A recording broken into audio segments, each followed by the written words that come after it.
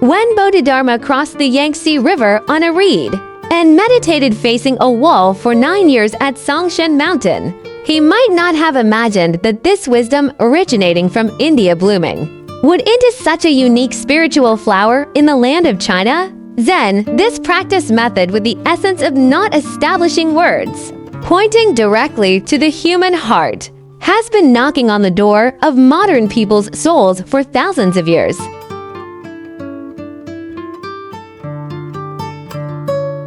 The origin of Zen can be traced back to India in the 6th century BC. It is said that when the Buddha held up a flower at the Lingshan Dharma assembly, only Mahakasyapa smiled, thus opening the mind-to-mind transmission method of sudden enlightenment.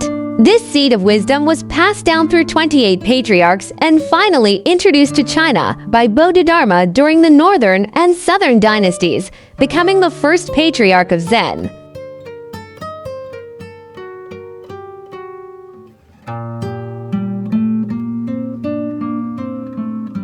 The Tang Dynasty was the golden age of Zen. The verse originally, "There is nothing. Where can death delight?"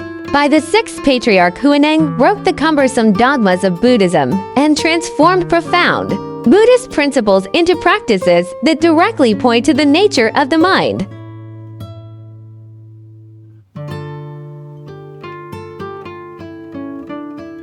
The public case of the Southern School's sudden enlightenment and the Northern School's gradual enlightenment, as well as the dispute over the Dharma lineage between Shengshu and Huineng, eventually gave birth to 5 schools and 7 sects such as Linji and Caodong, making Zen the most vital school of Chinese Buddhism.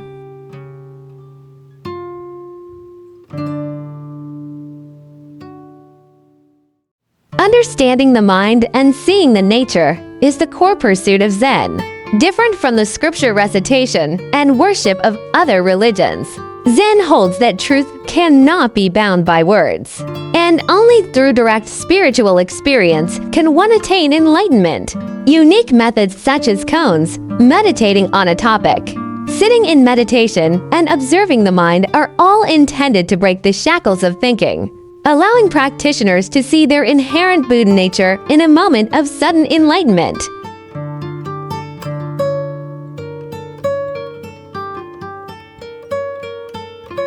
These seemingly ordinary dialogues, such as "go" and "have tea" and "a dog has no Buddha nature," are actually the wisdom of Zen masters teaching students in accordance with their aptitude.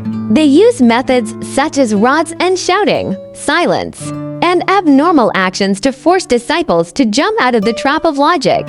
This unconventional teaching is precisely to shatter people's obsession with concepts. Just as Beizheng Weihai said, the spiritual light shines alone, completely free from roots and dust.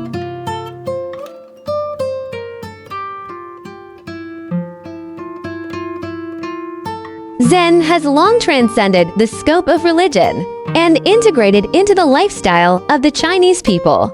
For Wang Wei's poetic, "When I reach the end of the water, I sit and watch the clouds rise," to Su Shi's open-minded with a bamboo staff and straw sandals, "I feel lighter than a horse." This wisdom of seeing true interest in the ordinary is precisely the nourishment of Zen for the literate's spirit. In Japan, Zen has deeply integrated with tea ceremonies, flower arrangements, and bushidos, forming the life aesthetics of Ichigo Ichi, once in a lifetime. In the West, Zen practice has collided with psychology and management, and innovators like Steve Jobs have transformed the Zen principle of focusing on the present into a force that changes the world.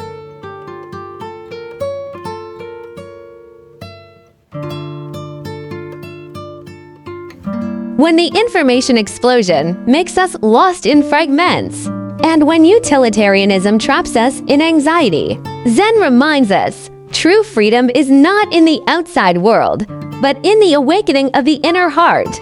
Just like the enlightenment of Master Zhao Zhou, that the ordinary mind is the way. In the daily life of eating, dressing, and breathing, we can find the path to enlightenment. Perhaps we don't need to pursue profound Zen principles, but just learn to pause a little in the rush and observe the inner heart in the disturbance. Just like the Bodhi tree that grows quietly in front of Bodhidharma Cave, it has been silently telling for thousands of years. Enlightenment has never been an unreachable myth, but the clarity of the present moment